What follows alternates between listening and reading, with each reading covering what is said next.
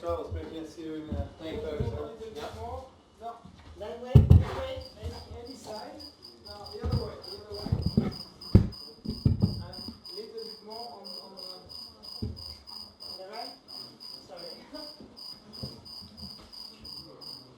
Okay.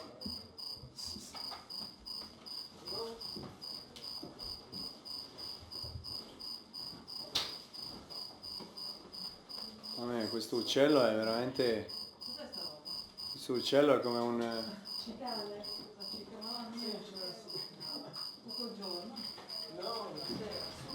Hello everyone. We will start with Andrew. Novak, congratulations. Thank you. That's a great week. Just wondering how much of a relief it is after what happened in New York and all the criticism you faced there, and I'm sure all the mental soul searching you had to do in the past 2 weeks after that, and to have played so well this week. Well, look, as I said on the opening press conference here before the tournament started, I did, experience mentally some kind of ups and downs in the first 4 or 5 days after that happened. Obviously, I was in shock as many other people, but I moved on, and really, I never had an issue in my life to move on from something, regardless of how difficult it is. I try to, take the next day and hope for the best and move on. Obviously, having a tournament a week after that happened helped a lot, I think, just because I really wanted to get on the court and just get whatever traces of that, if there's any, out of the way. And I think I had a really good week. I don't think I played my best tennis, to be honest. I don't want to sound arrogant here. I'm, of course, very, very satisfied and pleased and happy to win a title. I know that I still have a couple of gears, and hopefully I'll be able to raise that level for French, because that's going to be necessary if I want to go deep in the tournament. But the positive thing is that I thought I served very well throughout the entire tournament, and I found my, let's say, A game when it was most needed, in the decisive moments when, I kind of really needed to find the best game. I did. Nate. Novak, congratulations, a record-breaking win at the Masters, 36 titles, which you've already spoken about on court. But I was just wondering, going into the French Open, you've only won one there. What will it take to win a second title? Will it take Rafa not being in the final? Well, I cannot hope for Rafa not being in the finals. I can hope for myself being in the finals and fighting for the trophy. That's probably the player that has the highest chance of being in the final in French Open and any tournament for that matter. If there is one tournament, that's Roland Garros and that's Rafa that you would bet on. But again, conditions will be different. I think today I experienced something that might be the case in terms of conditions in Paris. A little bit of rain, wet court, clay, not much of a bounce, a bit cold. That's what I think people have been talking about from the Paris weather standpoint. I'm fine with those conditions. It's going to be interesting, obviously, seeing how the tournament will progress. With matches, there's a lot of matches, and it's of course 2 weeks event with of course qualies 3 weeks. And but if it starts raining, and we know that during this time in Paris it can rain, how that's going to affect the whole scheduling, and the draw and everything. It's we're hoping that we can finish in time, but I have to be physically ready, I think, because there might be a lot of interruptions. If I don't get to play on center court all the time, which is the only court with roof, obviously I have to be ready that I have to deal with those kind of things, or maybe not playing for half a day or a day. But I did experience that in the past in Paris already, so and in London. But I feel good. Of course, this gives me even more confidence that is absolutely necessary for a Grand Slam. Thomas? Yeah, Nole, you were talking about Rafa's favorite in Roland Garros exactly, and what? But well, he lost this week. You are Rome champion again. Schwartzman is finalist. What do you think that are the main favorites? Well, as I said, it's Nadal. Even though he lost this week, I still think, a lot of people will agree that he's the number one favorite, and the record that he has there, the history of his results, you just can't put anybody in front of him. But definitely Diego showed that Nadal is beatable on clay, and the conditions that they played on, obviously heavy clay, not much bounce, humid, night session. We are going to have that as well in Paris. Night session under the lights. As I said, a little bit less bounce. So I don't know. I'm pretty sure that he does not prefer that to high bounce. I know he likes the high bounce. He likes the hot and warm and fast conditions where he can use his spin a lot. So yeah, let's see. It's going to be interesting. I think even though he's a number one favorite, I think he's still, there are players that can win against him there. It's obviously best of 5, so you gotta be really fit to be able to achieve that.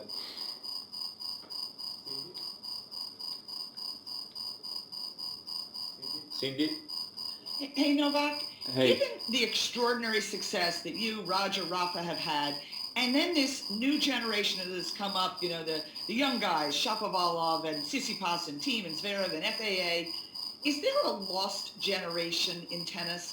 Are we missing, the guys like Anderson and Isner and Raonic and Dimitrov who never really hit their potential, never won a major?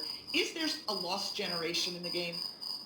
Oof, I think it's really hard for me to say there is a lost generation. I respect the guys that you mentioned, like Dimitrov and Isner and these guys and Anderson, and I respect them too much and really think of their tennis highly to group them in the lost generation, if you know what I mean. But I get your point. I think obviously there has been a lot of discussion about the big 3, the big 4, and everything we have achieved, and taking 90% of Grand Slams and in the last 10-15 years, and of course you have guys like Wawrinka that won 3 slams, and he deserves to be talked about more, but he doesn't maybe as much as maybe 3 of us or the young guys. But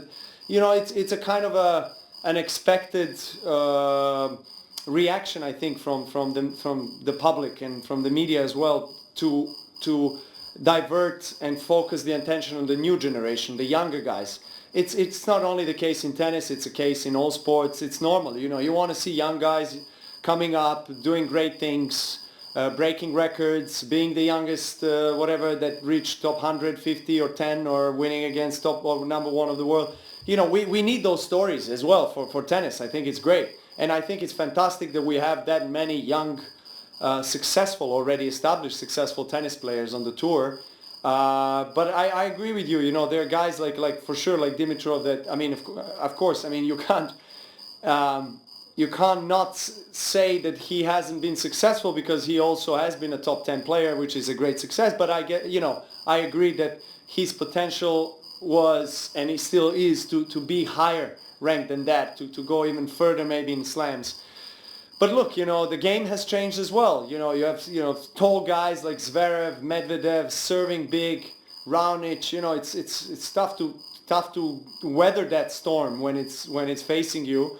For some of these guys, and being a top player of the world, top 5 of the world, it requires a lot of consistency. It requires a lot of determination, a lot of sacrifice throughout the year. It's not enough to play 1 month a year, 2 months a year well. You got to play the entire year well in order to be one of the best players in the world. So that's probably the ultimate challenge we have in our sport. To be number 1 in the longest season in sports. So, but the young guys are showing some great perspective, some great potential. I think mentally and also physically and game-wise. they start believing more. I mean, you have now a new Grand Slam champion, Dominic Thiem, which is fantastic to see also. He deserves it absolutely. So I think tennis, I mean, I want to believe tennis is in good hands, and I really see a lot of great potential, not just on the court, but also off the court. Some personalities like Shapovalov, these guys that are interesting and fun guys. And I feel like tennis maybe needs to help these guys express themselves a little bit more and create better brands, I feel like, that's, because it's obviously everyone wants to win slams and be number one in the world, but, I think we have to also focus on extending the list of brands that we can present to the world in sports. Stuart? Very dark. Hi, Novak. Hi. I think I remember you saying before that one of the two main goals for you in your career from now on was obviously the Grand Slam titles, surpassing Roger and the amount you won there, and the weeks at number one. And obviously this is a big week in terms of that, passing Pete Sampras with 187 weeks. I just wondered, one, how meaningful is that, going past someone, I guess, who you looked up to when you were younger? And also, two, are you taking it so seriously to the point where you know on which date you could potentially go past Roger?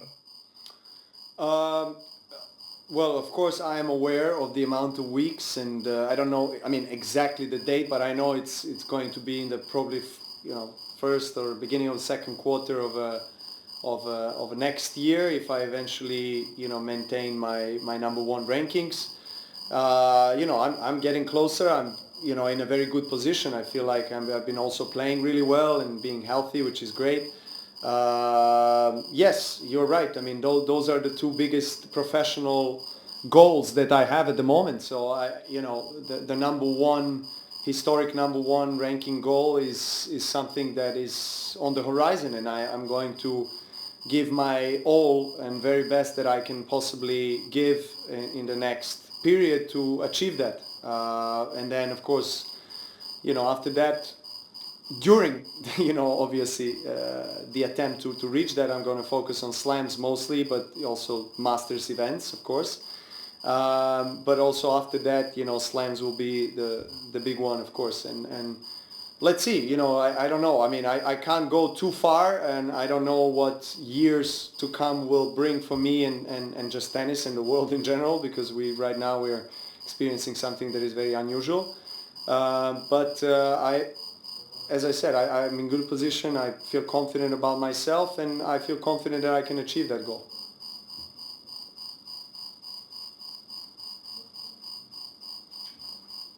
Okay?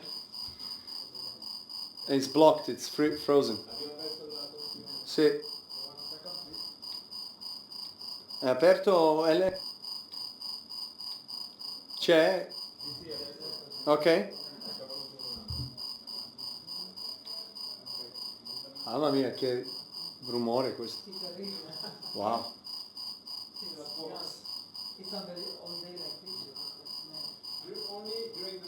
During the night, yeah.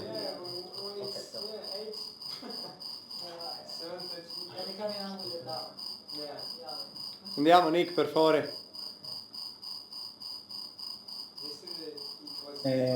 Last question for Stefano. Hi Novak, Hello. congratulations. Yeah. There's a little chance that the tournament will move from Rome to another Italian city in the future. What's your opinion about that? Would you like to play in another city? You think that Rome is the real... It's the first time that I hear it, to be honest. I did not know about that there is a consideration to move it to the other city. I know that Torino will have the World Tour Finals next year. Obviously, that's nice. I mean, there will be a great change for World Tour Finals, which I've been always saying that the Masters Cup or the World Tour Finals should travel more. I don't think it should be in one place more than 3 years. So that's a good news. But London, obviously, for World Tour Finals was very successful this last 11 years or as many years that we had it. And Rome, I think, is a great place to have the tournament. I mean, you have amazing facilities, history of this tournament, crowd. There is a big interest and popularity of this event. I mean, a lot of people come to watch. Great energy, great success. To be honest, every year.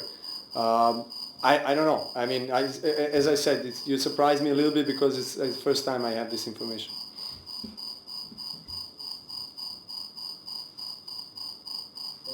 Thank you. We move to Serbian.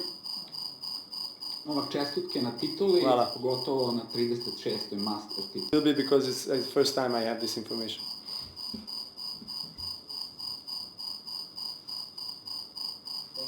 Thank you. We move to Serbian. Novak, čestitke na tituli, Hvala. pogotovo na 36. master tituli, što je rekord.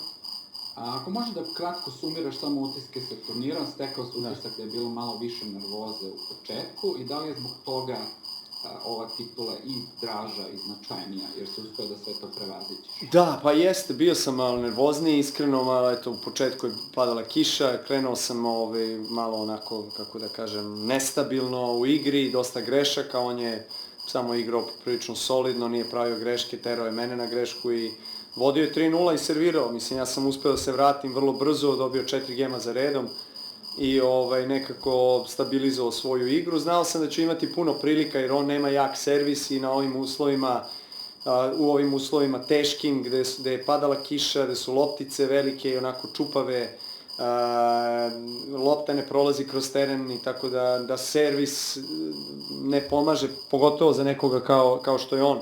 A što se mene tiče, ja mislim da sam ja servirao dosta dobro i servis me je poslužio nekim, opet kažem, momentima kada je to trebalo. Igrao sam verovatno previše s drop shotova i to nisam bio toliko efikasan u tome, iako sam tražio da ga izbacim iz ritma. On je igrač koji voli da ide levo-desno i do sutra može da trči, ali pokušao sam nekako da menjam i tu dubinu i rotaciju i tako dalje, što nije bilo lako jer, kažem, opet uslovi su bili mnogo teški i onda kad su teški uslovi, onda nemaš tu prodornost u udarcu i dubinu, dok je za njega to bilo nekako lakše. Ali u prethodnim trenucima sam pronašao svoju najbolju igru, to je bitno i to je ono što ću uzeti kao verovatno najveći podstrek za Roland Garros i opet s druge strane znam da mogu bolje i znam da ću morati da podignem nivo igre za Roland Garros, za Grand Slam koji se igra u 3 dobijena seta, ali se igra svaki drugi dan, što je isto dobro, imam dovoljno vremena da se odmorim i se spremim i nadam se najbolje. Hvala ti, srećno u karijeri. Hvala. Italiano? Ok. Bene. Italiano? Ok. Bene. Cosa facciamo con il trofeo? Non lo trasferiamo là. Lasciamo qui, ok. No, lo facciamo importante per la foto. Sì, Emilio, dimmi. Emilio. Eccoci. Ciao Nole, buonasera. Buonasera. Complimenti. Grazie. Complimenti, è una vittoria importante, molto importante. La quinta qui a Roma, l'abbiamo ricordato prima durante la diretta, 36esimo Masters 1000, il migliore di tutti, 81 titoli in totale. Ho sottolineato più volte anche pubblicamente la tua sensibilità che hai dimostrato con la donazione molto importante milionaria agli ospedali di Bergamo. Ti chiedo per la RAI in italiano di riassumerci un po' il significato di questa vittoria, cosa rappresenta questa vittoria per te a Roma dopo tutte le polemiche che ci sono state anche seguite all'Open degli Stati Uniti. Per me è sempre molto speciale vincere a Roma perché fuori dal Serbia mi sento come seconda casa qui, veramente. Non parlo questo perché sono qui, sto dicendo questo già 10 anni perché come la gente mi hanno